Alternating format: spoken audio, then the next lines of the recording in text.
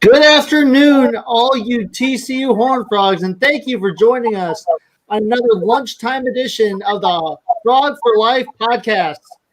We are so lucky today to be joined by Judge Zoo Williams from the District Court of Maryland. He has taken time out of the courtroom, out of his very busy schedule with everything that's going on in the judicial world, of which we'll get to in a second. And thank you so much for joining us today, Zoo. I'm happy to be here. Go Frogs. And for the record, I have my purple tie on. Just want everybody to know that. That is the most important thing when you're getting ready to be on a webcast about TCU. You have to have your purple on. So thank you so much for having that purple. Definitely. Absolutely. I'm happy to be here. So as we get started, again, this show is about our audience. We are so thankful everyone's watching us today. So put in the chat, where are you watching us from? We've had some people from Fort Worth. We had somebody from Maryland. All of Zoo's friends are tuning in today. They miss Zoo, so this is a great chance to catch up with Zoo, and we look forward to hearing his comments throughout the show. But put in the comments where you're watching from, how your day is going, and any thoughts you want to send out to Zoo. But as we get started, Zoo, obviously this is a TCU podcast, and so you are on because you are a TCU alum. But before we get into your experience at TCU, I wanted you to talk to how you decided to come to TCU and why you decided to be a Horned Frog all those years ago. Yeah, that's a good question. Welcome, everybody. People are logging on.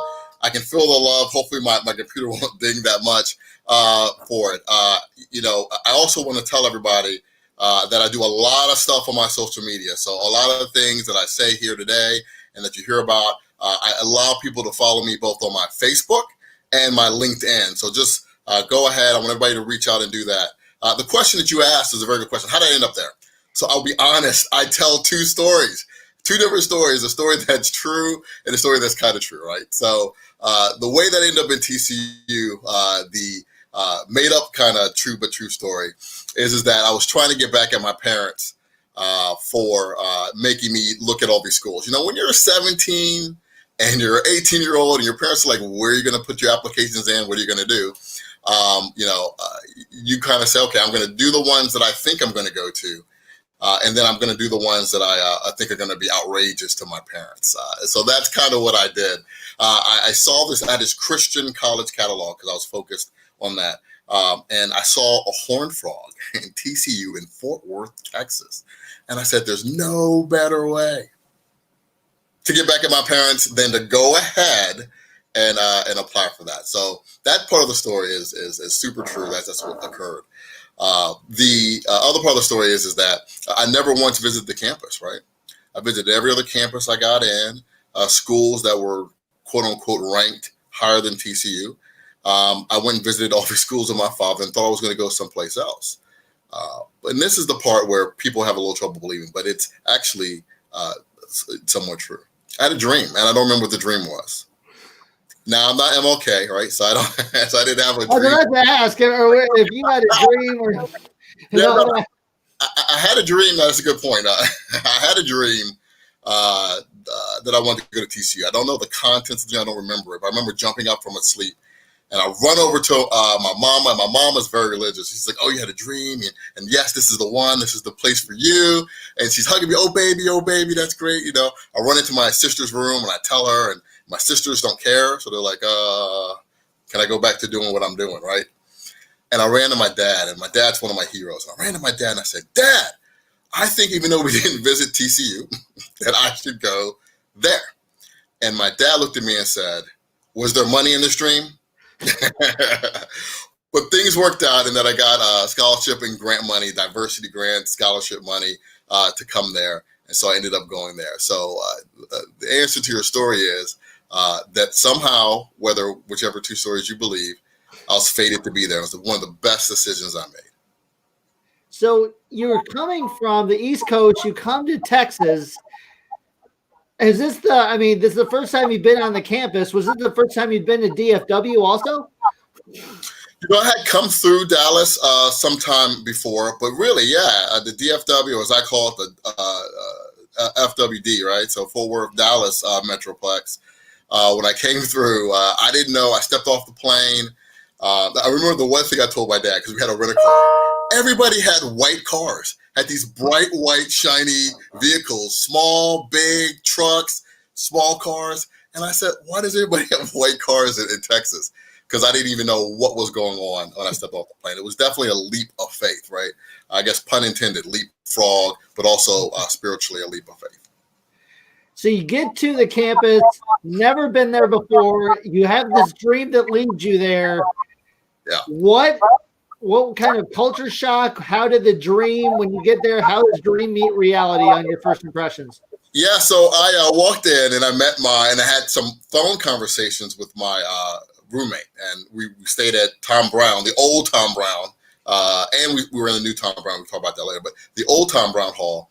And I walk in, and his name is William Benjamin Alexander, but Ben Alexander. He was actually one of the SGA presidents during the time we were there as well. Ben Alexander, and he worked later at TCU for a little bit. I walk in, and he's tall. And he's got this thick Texas accent. And I'm like, oh my God, what am I doing? But I'll tell you what happened. We talked to each other and we got along. And for all 4 years when I was at TCU, I lived on campus and Ben Alexander was my roommate. We talked about all the things that people who go to school talk about, whether they're interested in somebody else, trying to figure out their path forward. And he was so helpful to that. And not just him. There was a slew of folks from Tom Brown that were just absolutely amazing. Jeff Minucci, Daniel Wells, who's actually the director of Starbucks of region down there in Texas. Mark Paserb. I said Derek Roy. These are folks that were very close to me and made me feel at home. On the Thanksgiving and the weekends, Mark and his family would bring me down to San Antonio when I couldn't make it all the way back. So it was amazing. And then there were other folks from the East Coast that came on later, like Paul Knitra, who's actually a mayor of a town in New Jersey right now. And they all made me feel comfortable. So from Ben to those people, it was absolutely amazing and made me feel welcome. So the dream or the leap of faith I took was on good shoulders. Well, it seems like we've had a couple of comments already of people chiming in about this Ben Alexander. So he's apparently you roomed with the best person to room with. He was amazing, right? So I like to say that I'm amazing too. So, but it was a friendship that seemed that it would never work. You know, we look at politics today, and we know the old partnerships of people like, how does that person friends with that person, right? So people are like, how's Biden friends with this individual, or Senator McCain? And it's because out of respect. It's out of I think a deep-seated belief. And also working together in hard times when it's uncomfortable to move forward. And I think that's what we did every day in our culture shock, every day in our dorm. So Ben, so good shout out to Ben. Yeah. So aside from your roommate, that obviously that worked, when you came to Texas, never seen the campus, didn't know what your experience was going to be like. Did you know the kinds of activities you wanted to get involved in, or was this just kind of I'm going to walk around and whoever seems cool, that's who I'm going to get involved with? Well, so I will say that I was timid, right? Tom Brown had a reputation of being kind of a nerdy dorm. We had our hall director, our RA, Scott Russell, who's now at Microsoft in Seattle, and a bunch of folks. And so we get together and we were all Nathan Neely, who I forgot to mention earlier. Let me not left out Nathan. Nathan is one of my best friends still today. He called me last night and said, "Don't mess this up. Do a good job." But I was conscious and self-conscious, and I'll be honest with you, because there wasn't a lot of Black folk, right? And especially not a lot of Black folk who weren't athletes, right? I was there on academic scholarship, and so I was very timid about figuring out what the path looks like in a sea that did not look like me. But what surprised me is that most folks, there were some incidents, but most folks pulled me in and said, "Hey, let's do this." And one of the people who pulled me in was Scott Russell, Nathan, and we did this intramural called Ultimate Frisbee. I had never played Ultimate Frisbee. So when you talk about walking around and trying to figure out who will take you, the Ultimate Frisbee people took you. We played on the lawn of Tom Brown, and we beat intramurals, and I ended up on our little intramural team going down to Rice and A&M to play. And that was something that was enriching. And then also with the student government, was a place that I felt that I belonged. Yeah. We want to hear from the crowd. Who here had played ultimate frisbee before they got to TCU? I remember having the same experience when I lived in Milton Daniel, and then I lived in Clark. And when I lived in Clark, that was obviously the front lawn on University Drive. And you couldn't look out your window without, it may be 9 o'clock at night, and there's an ultimate frisbee game going. And ultimate frisbee is just kind of like the thing you do when you get to TCU. So it's the thing you do. And when you get older and you put on weight like me, and you tell people you used to play ultimate frisbee, they go insane. And so I played. And these people can tell you that I was mediocre to good, right? They can say that. So people put in the chat, what are your ultimate frisbee memories? We want to hear who was the all-star, maybe who played against Zoo back in the day, and what are your best ultimate frisbee memories? But aside from the ultimate frisbee field, you were involved with SGA. Yes. Obviously, that makes a lot of sense given where you are today. But how did you take on that interest in being involved with student government? Yeah, so I was always involved. I come from the DC area, right? So where I live now in Silver Spring is literally a half a mile, from the border of DC. I'm a Washingtonian, DC born and bred. I was born at Howard University. So politics was in my blood. It was a different type of politics then, but it was in my blood. It's something I knew that I wanted to do. When I was in high school, somebody gave me this book called Robert's Rules of Order, right? I got that book and I learned all through that book, and I tried to learn every single rule. And that ended up being my strength. So when I got to TCU and Ben Alexander, I don't know how many times I'm going to say his name. He ended up being elected president of the SGA. He said, I know somebody who knows rules and can read the rules and go through it. So I ended up being parliamentarian. And then after me, Carlo Capel, which a lot of folks know, who's a very good personal friend of mine, always stays at my house when he's in DC.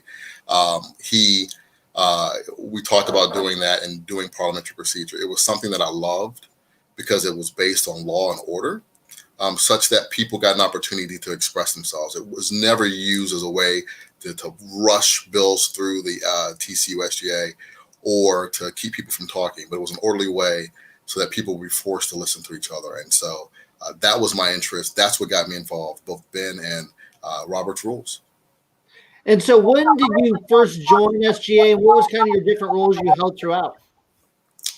Yeah, so when did I first join? I think I was a member. Man, you're really taxing on that. So I think I was a member first from Tom Brown Hall, the original Tom Brown Hall.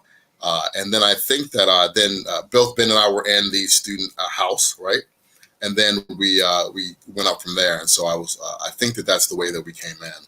I could be wrong because my memory fades, but doing things at TCU, trying to push for diverse efforts, trying to do things that people wanted.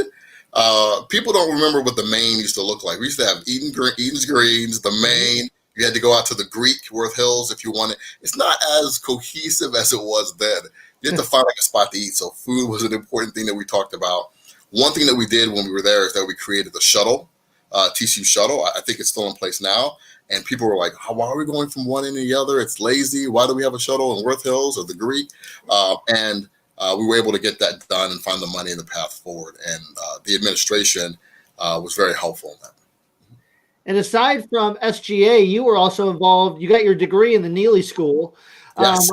Talk about that kind of collaboration that really teaches teamwork, and obviously now Neely is growing on every world ranking every year. They just go higher and higher. So I gotta say, I'm so proud of the Neely School. Let me know what I can do to help us climb higher. So yes, you're right. I was a marketing major. I ended up in Neely. I wasn't there originally. I was a computer science major. Took discrete math and said, let me try business instead. Do accounting and business instead. Let me tell you about what I remember most about Neely is the faculty.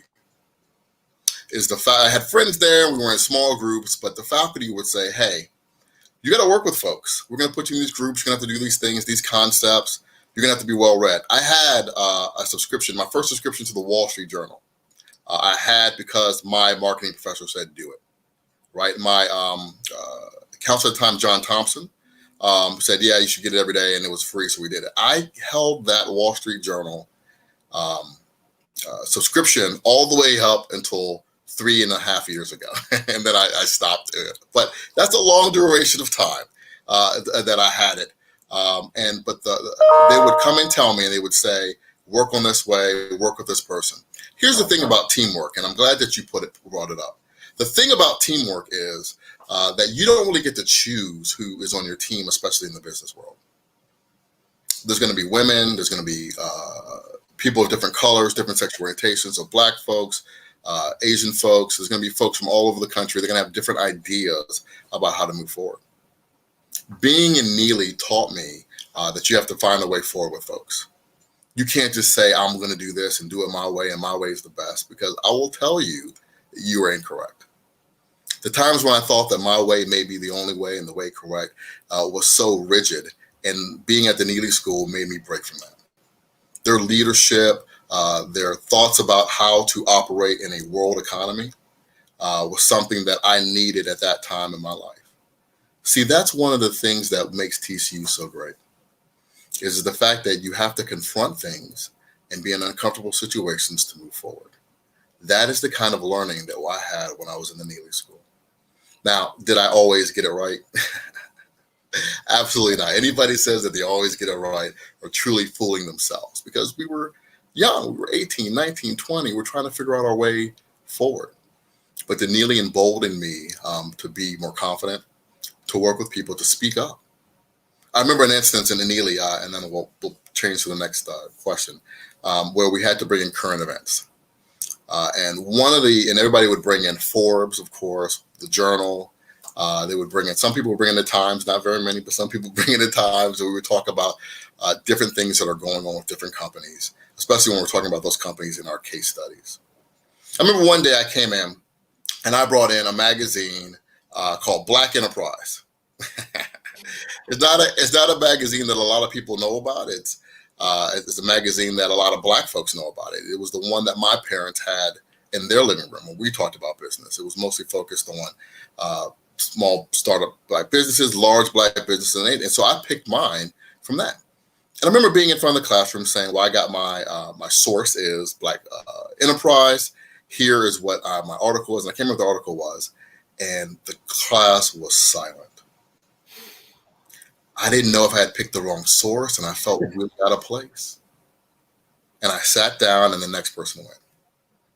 After class, a couple of my classmates came to me and said, what was that magazine? Black Enterprise. I never heard about it. Talk to me about it. And I would talk to them about it and about what was in it, and they didn't even know that it existed. It made a real difference in my education. It made a real difference in how I felt there, because of these folks who were my classmates. Didn't say, well, I never heard of that. That's something that's foreign to me. Instead, they said, what information's in there and how have I been missing it? That is the type of thing that I had at Neely, and I hope they're continuing into today, and hopefully in the other classes as well. So those are my comments on Neely. I was happy to be there. It was a great experience. And then you're just one of the many shining products they've put out. As we said, they grow in the national rankings every year. If you're a Neely grad, put a shout out in the chat, because they're growing every year in all the national rankings, like we said. But right. So after TCU, you go back to DC for grad school and law school. What did you go immediately after graduating TCU, and talk about how you chose your grad school and law school? Yeah, so I got into a lot of different schools. I was waitlisted by a couple. I remember studying for the LSAT and Ed Landreth Hall and taking the test there as well. But I went straight through. So I didn't stop and get that 1 year, 2 year of experience. And I had an opportunity to be at WCL, Washington College of Law, which is American University, and also their School of Business as well. So the Kogod School of Business. And they brought me in the joint program. So it was going to be an opportunity for me to study law, which I loved, and then all the great things I heard about the business school at Kogod, and also what I experienced at TCU. I thought I would do that. And here I thought I was going to be this big business lawyer. I was going to see from both sides. I was going to start businesses and do things, but it was absolutely a good time, a hard time. I don't think I could do it now, but at the time, you'd run from torts and then I'd run over to do an accounting class, advanced accounting, and then I'd run back over and have to do civil procedure, and then run back over, and we have a marketing test and exam, and then of course I got my degree in the MBA for leadership and entrepreneurship, because how do you not go to TCU and not be an entrepreneur? It's hard to do. That's what most folks do. So yes. And so you're in Washington, D.C. During one of the most pivotal elections of the country in 2000. Yeah. What was it like to be in law school and around that university during that time? I mean, you're learning basically just watching TV. No, you're right. So that's the 2000 election, and hanging chads and all the things that and of course Bush. I was coming from Texas, so it was definitely a challenging time. I will admit to that. When I had come from TCU, it's funny. When I was at TCU, I was politically called one of the most liberal people. Like, oh, you're so liberal. And then I get to American University, and they're like, "Oh, you're so conservative. What's happening?" So you don't quite fit in either. But it was a great learning experience. Our professors delve into it and said, "Look, this is what's going on. This is why it matters," and allowed us to make our own decisions. I know that I disagreed and agreed with some of my colleagues about what was going on, but in first year, it's so hard anyway. It's so difficult anyway that you don't really have time to breathe.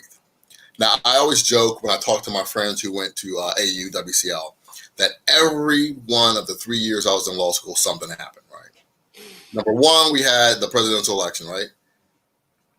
And then we had, the sniper. I don't know if you remember that. Mm-hmm. There was a DC sniper, and people were going around and doing stuff, right? And then also we had 9/11.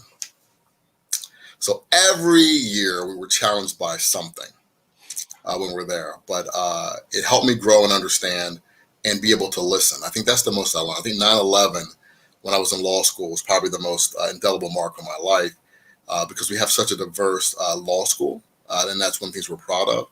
And I was hearing statements from folks that were different perspectives. You're angry in the moment. I love my country. I love America. I'm the first one to have the flag up in my office. But you're also hearing stories from people who are being affected in different ways. And when you listen to people that you care about, who sit next to you, who eat lunch with you, who have stories that have never been told, it makes you listen and be thoughtful. And so even though it was one of the most horrible things I think that happened in our country, and I pray every day for the folks who've lost their lives but also been affected moving forward, it also gave me an opportunity to listen and hear from folks who weren't like me. And I think that was important too. And so you graduate from law school, and you've been in a number of places since then. So walk us through your career path. Oh, okay. So we'll go fast. We'll speed fast because people are bored with my career, but I'll do it. So after I got out of law school, I got a really cool opportunity to clerk for the chief judge of the Maryland Court of Appeals. So the top judge, wherever your Supreme Court is, he's the chief judge of your state in that Supreme Court. Judge Robert M. Bell is his name. And I had a great co-clerk who was helped bring me along. I was a little slow coming out of school, So Jennifer, I know hopefully she's on. Jennifer Carter Jones, hopefully she's on. Then after that, I was able to go to a large firm, Venable LLP. It is a top AM 100 is what they call it, but it is a awesome firm. When I was there, I was in the white collar but environmental group. And I learned a lot about, environmental laws, how that works, how it works with people, a lot of OSHA, so safety and occupancy things. And the thing that I got at, I think, Venable is a better appreciation for what the profession looks like, right? There are people who are trying to do a good job. It's a large law firm. I didn't mind the money. Let me say that too. I didn't mind the money. And we were right across from Capitol Arena or whatever it's called now. So we would go down on the floor during Wizards playoff games, and it was a great time. But I really learned about how the law can have a broader effect on people, even in big law. Because after that, I then went to clerk on the federal court, Eastern District of Virginia, for Judge Gerald Bruce Lee. And when you clerk for Judge Gerald Bruce Lee, you're brought into a family of clerks and people who care deeply about the Constitution, deeply about the way America is headed. And so I got an opportunity to do some pretty, help him resolve some pretty tough cases. One of them was one of the first post 9/11 terrorism cases. Omar Abu Ali. He was an individual who was was born and raised in Virginia, went to Saudi Arabia, and was then accused of making threats to President Bush, then President Bush, saying that he could get to him, he could kill him, do things of that nature. So it was a really interesting case. One of the biggest things that came from the case is that he had said when he was captured in Riyadh, Saudi Arabia, that he had been tortured. So we did a lot of information on what it means to be tortured, very in-depth. I think that we ended up doing a 106-page opinion. And when I say we, I mean the judge. The judge did a 106-page opinion that he allowed us to help him with. Also, I got an opportunity to meet my co-clerk during that time, who's one of my best friends today, Justin Fairfax, who's a lieutenant governor of Virginia. And he's, I think he just announced that he's running for governor. And I met him there, and he's a great person. Was in my wedding. I can't say enough great things about his legal aptitude. After that, I went to be an assistant attorney general for D.C. I went to a small firm in Baltimore, Ashton Gunston Thomas, where I met some really cool folks. But then I ended up going to be an assistant attorney general for D.C., handling all D.C.'s cases. I was on the civil side, but we had some interaction with the criminal side as well. And then after that, I went and became an administrative law judge. Remember that that law clerk that I had the first time, Jennifer Carter Jones? She said, you should come do this and be thoughtful and write more. And so I was able to do that, where we issued so many opinions that affected people's everyday life. And that's what I'm really focused on. Then I got the call from the governor. Here I am, some kid at 36, putting in my application, getting the call from the governor, Martin O'Malley. And he was he was ending, and he was leaving and going to run for president during the 2008 election, I think it was. And he called, and so I went through the process. It was bitter. It was hard. People look at me, you're too young. You look like my kid who just broke my TV last weekend. So how are you going to be able to make determinations of things? With a cadre of folks who believed in all the stuff that I did, and wanted to give me a chance, and knew that it's important to have somebody thoughtful like me and who looks like me be in the court system. And I thank them to help push it along, and the governor decided to appoint me. I remember him calling me when he calls you and he gives you, like, I'm going to appoint you, right? So it's the governor, you're in the call, you're nervous, you don't know. They have somebody who calls you first and says, look, the governor's calling you. And you're hoping that it's good news. He said, hey, Zoo, I'm going to go ahead and appoint you. Keep people safe. But remember, and he would tell me, that this job is a service job, and that you have to make sure that you're doing what's right for the community. Always honor safety first, but look at what the community can be and how you can help it get there. And I'll never forget those comments that he made to me. He was a very big supporter for me afterwards. And I appreciate that he overlooked how young I was and could see what I hope other folks have seen, that I can be a force for good in the judiciary. And so you've inspired so many people while you've been a judge, and you're also taking on interns, and we'll transition into kind of your role today. But first, I want to play this video that you shared with us about your intern program this summer, which I thought was very interesting. And so we'll play that, and I'll let you talk about that afterwards. All right.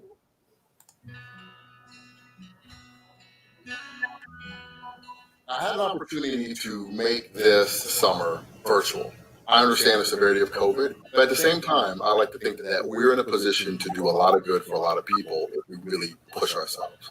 We get a lot of hands-on work here, and I think it would be a shame for law students to miss that. I would say that the biggest challenge would be just coming in the first day. I didn't know what to expect. And then getting the call was exciting and a little bit nerve-wracking that we were going to be coming back into a bit of a sense of normalcy. Because of COVID-19, we had to think a little differently this summer. I've shortened the program. Everybody has to wear masks. That's one thing. But academically, we're still trying to get the rigors of learning how the law operates, how it affects folks. A lot of things that we speak about and we learn about are teaching me that to be a lawyer, it's not just going to do your job. You impact people's lives just like you. We're on the front lines of the justice that needs to be done right now. We're faced with a lot of social issues that we need to address. Having a diverse set of interns that understand that these are issues we need to listen to is one of the greatest gifts. I've gained knowledge not only from Judge Williams, but from my peers as well. I've gained connections with them as well as other people in the courthouse. And I think that's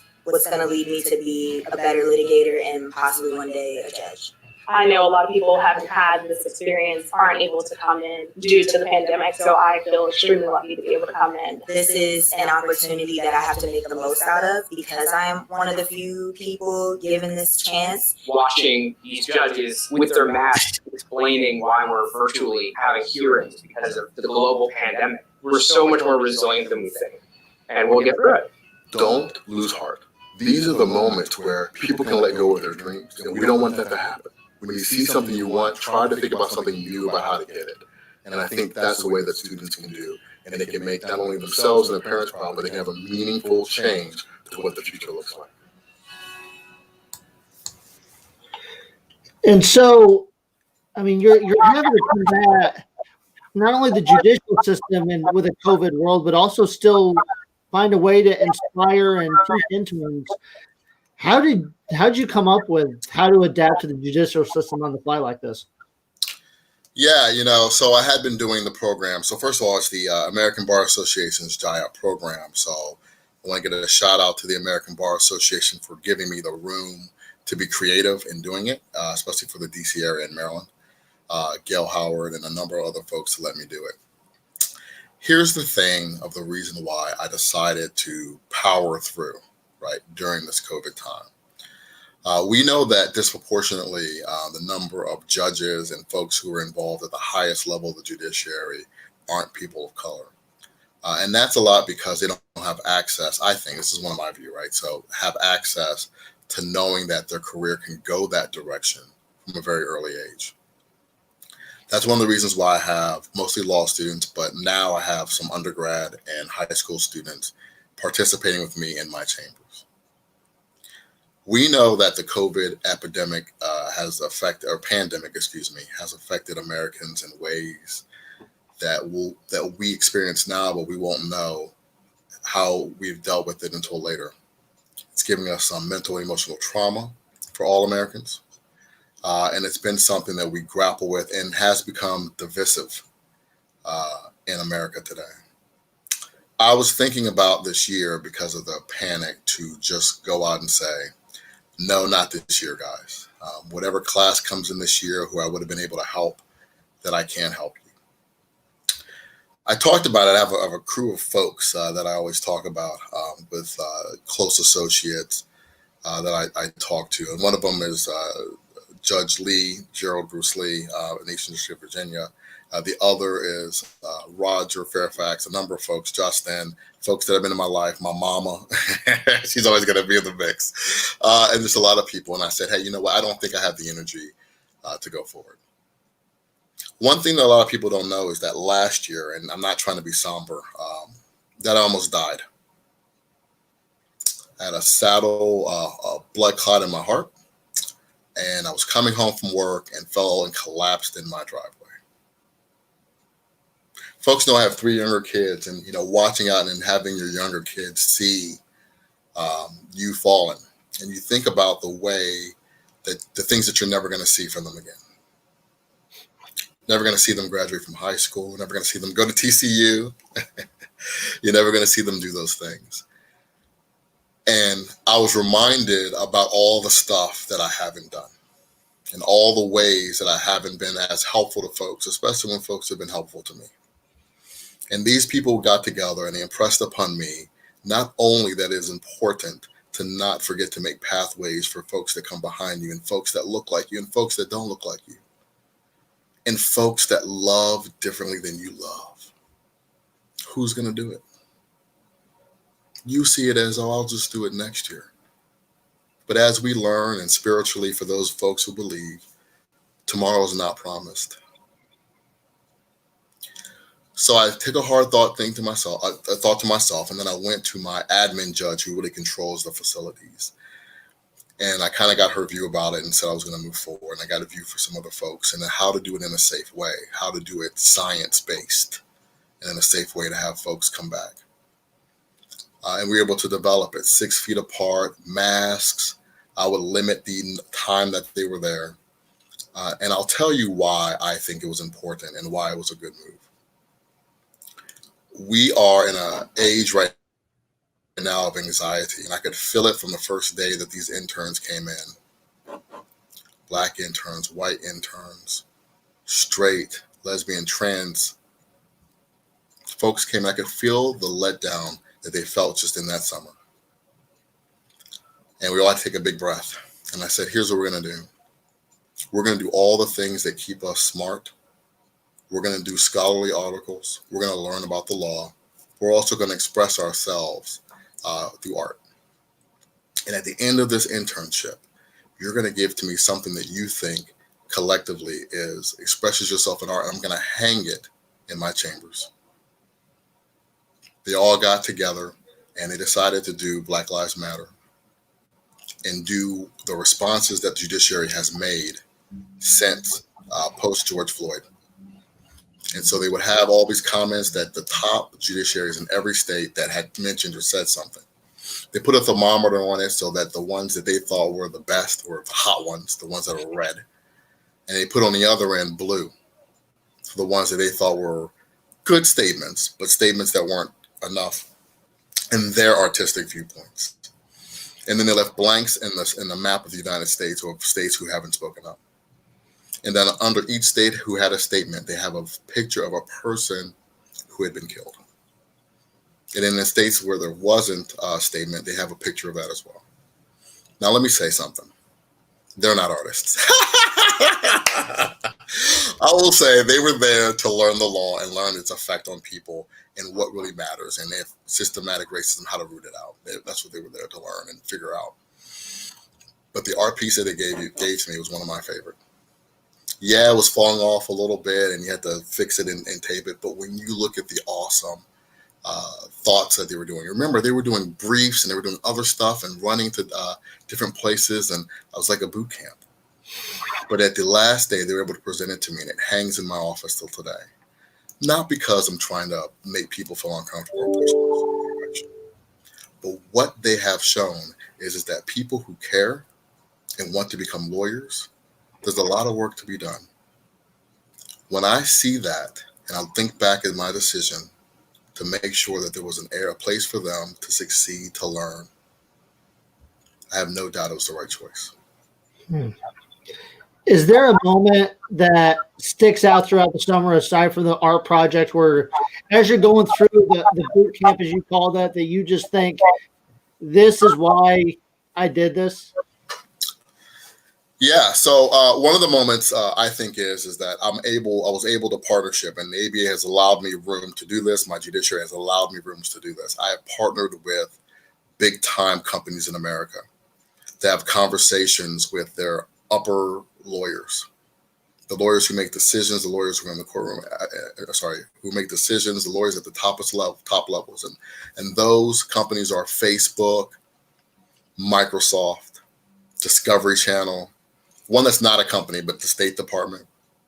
Also, I know I'm forgetting one. They're going to get mad at me when I say that. Oh, how can I forget this? It's Maryland, Under Armour, to do it.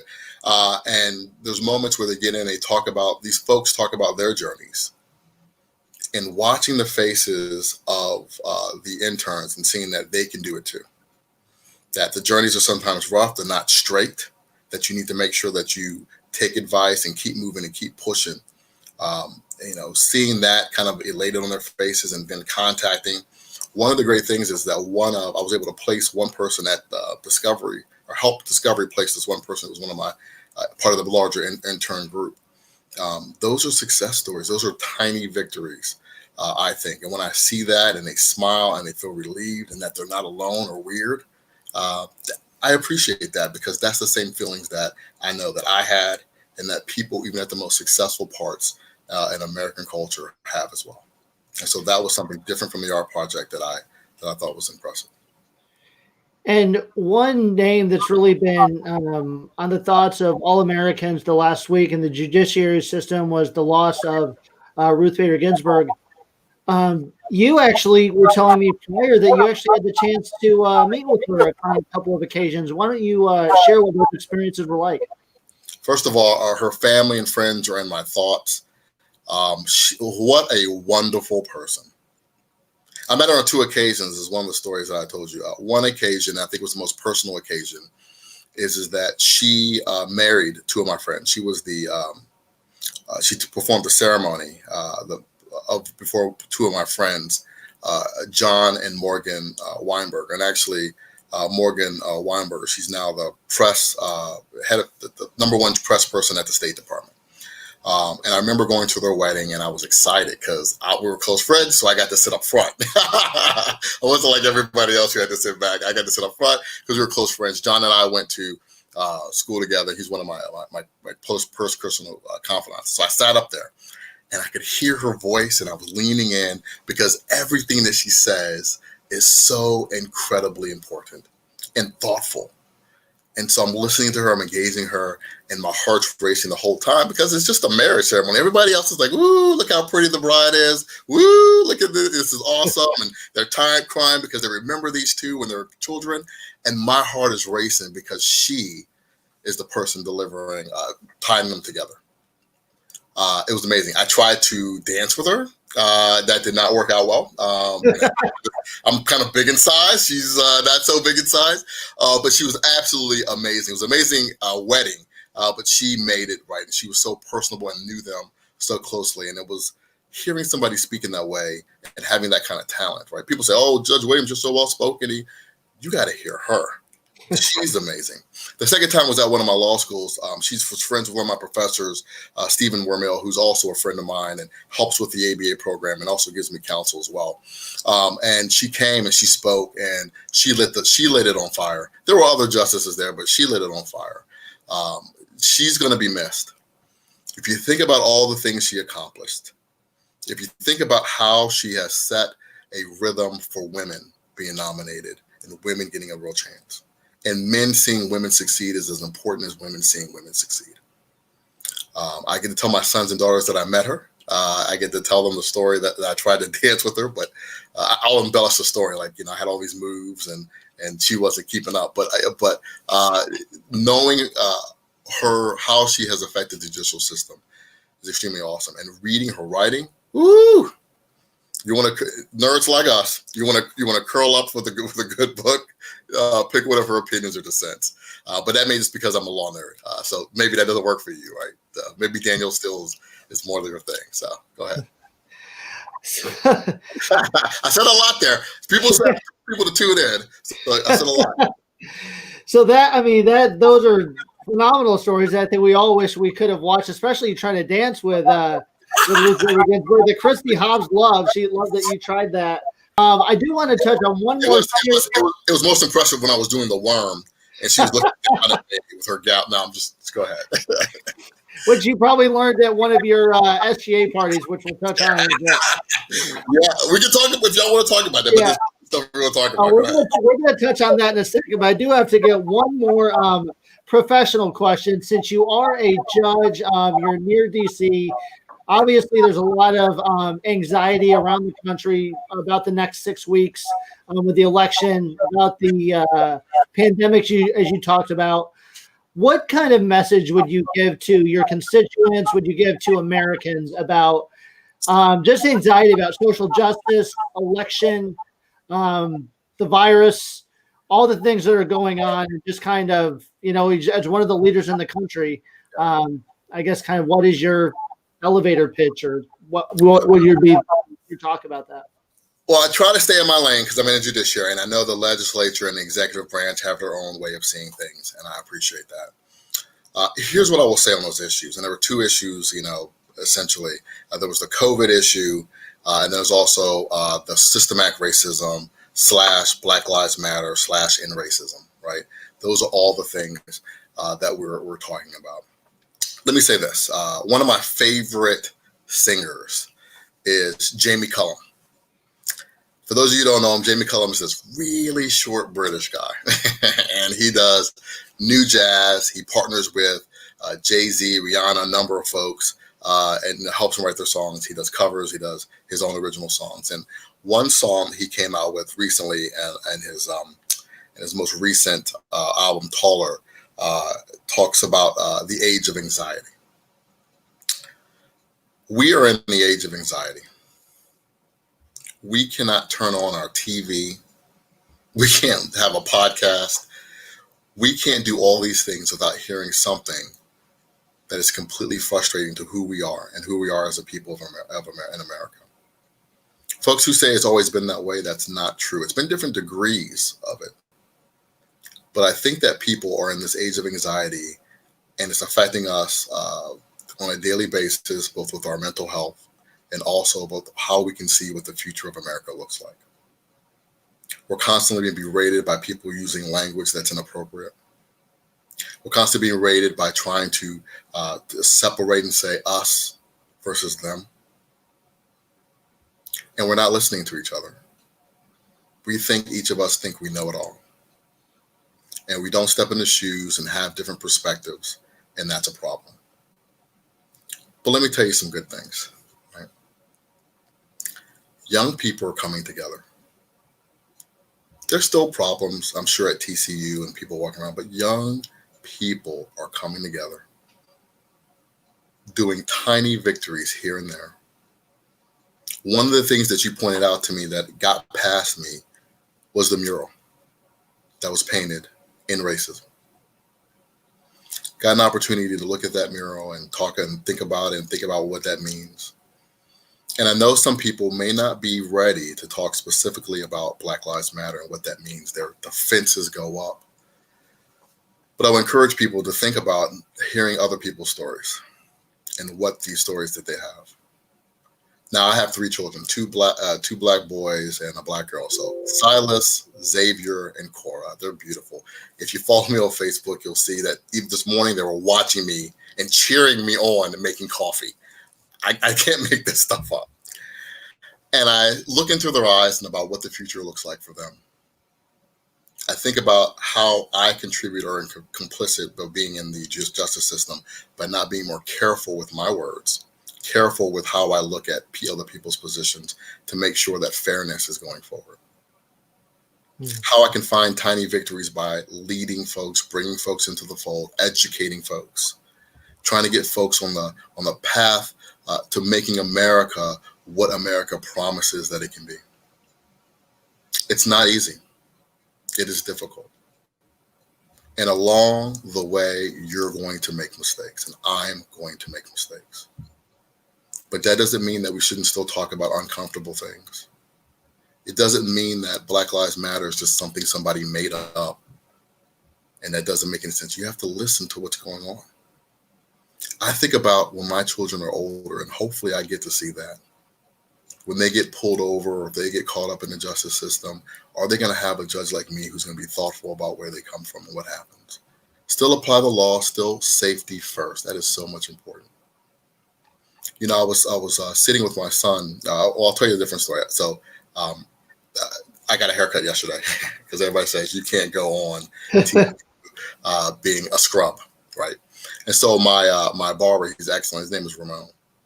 And I was sitting in the chair, and it's a black barbershop, traditional black barbershop. And he had opened it up just for me because of COVID. And he's opened up just for me to come in that day. And we share stories because I try to stay grounded about what's actually happening with people who are different in different economic areas than me, different races than me. And he started to tell the story about the time that during this COVID, because we were all isolated, so we feel tender about our bodies, and also with the Black Lives Movement or post-Floyd, whatever you want to call it, that he went out to get something from the grocery store. He's watching his son, and his wife was there. And he went out to get something from the grocery store. And when he got back to the house, because he just got, I don't know, juice and bread or whatever folks get, or he got, and he gets in, and his son tackles him. His son is about 5 or 6 years old, tackles him. Full tears in his face. And his son says, "Daddy, Daddy, Daddy." He's like, "What's wrong? Is there somebody in the house? What's going on?" And And she says, "Where did you go?" He says, "I went down the street to the store. It was like 5 minutes. I just came back." And he told him, this is out of the mouth of a 5 or 6-year-old, "You can never leave anywhere and go anywhere without telling me where you're going, because I don't know you're coming back." That story should shake people's conscience. It isn't a political story. It's a story about a father and a son who's afraid because of everything that's going on and what his future looks like, from COVID to Black Lives Matter to all these things, that he has to have his father check out and check in every day. Hmm. We can do better. And we're going to do better if we talk to each other, if we listen to each other, if the folks in my branch and the other branches come together and make America the America that I know that it can be. That those of us with Christianity in our hearts and are trying to move forward, make decisions that are good and little tiny victories. It doesn't have to be talking about the major election. You don't have to talk about all the bad things, but think about all the small things you do. That's what we did at TCU when I was there. It doesn't undo hundreds of years of pain. It doesn't undo the situation where it doesn't do that the fact that more blacks go to jail and mass incarceration. But here's what it does do. It takes a step in the right direction. And sometimes you have to shake off old things and old ideas to move forward. That's what makes the future bright. So you ask me, what are the things that I think about or this current situation? It's those things that are on my mind. But I don't say this to make people feel bad, because there's people like me and you who are out there who are trying to make the difference. And it's hard, and especially with social media, it is difficult. But that's okay. Because just like when I was at TCU, you know what our mantra was? Learning to lead the world.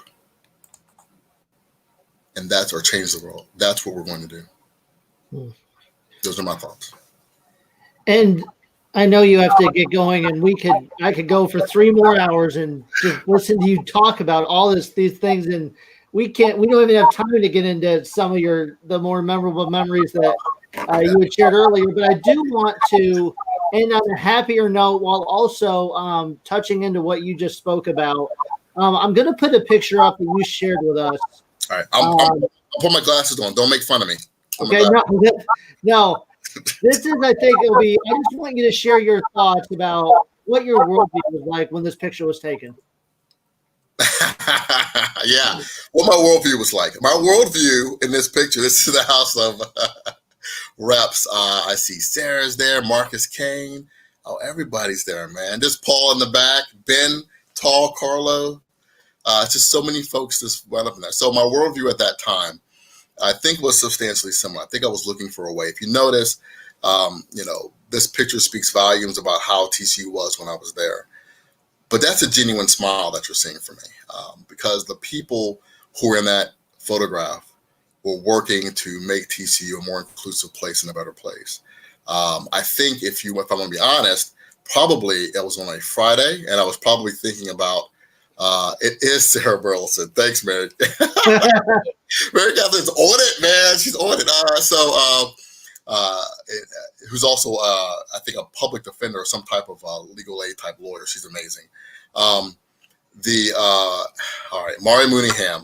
So I was probably thinking about, thank you, Mary Catherine. So I was probably thinking about what it looks like for Friday night. Because I think that's what we're thinking about. But that type of enjoyment, I see Ben Jenkins in there too. That kind of enjoyment was something that I still pushed. And those are people who not only let me talk, but allowed me to listen to them. So Sarah Donaldson too. All right, we have all these folks. Now, put up one more that also speaks to the way you were trying to recruit future students. You were on the application for undergraduate admission. That is me. Look how thin I am. I know. Look at that. I was thin, and so I wanted people to come to TCU because I think TCU can be a place where folks can listen and talk to each other. At that time, I probably was trying to think about inclusive by getting people there. It was a hidden secret, I think, for a lot of folks on the East Coast. And so I was encouraging folks to come out. And I know, and I talk to folks who are current students there. I know Leah's on and some other folks all the time, and there can be some difficulties racially and COVID. And we can talk about those if I'm invited back at some later time. I can be more specific. But for this one, I want folks to know that we can move in the right direction, and TCU can move in the right direction. And that's one of the reasons I love it. But you can't just ignore it and wait for stuff to happen. Be a leader. Mm-hmm. And we'll wrap up in the last 4 minutes before we let you go. What are your any future plans that we need to be on the lookout for you with? So I teased that, right? I teased that in my social media. Let me take my glasses off. So I teased that in my social media. Let me first say this. People should follow me on social media, both on my LinkedIn account.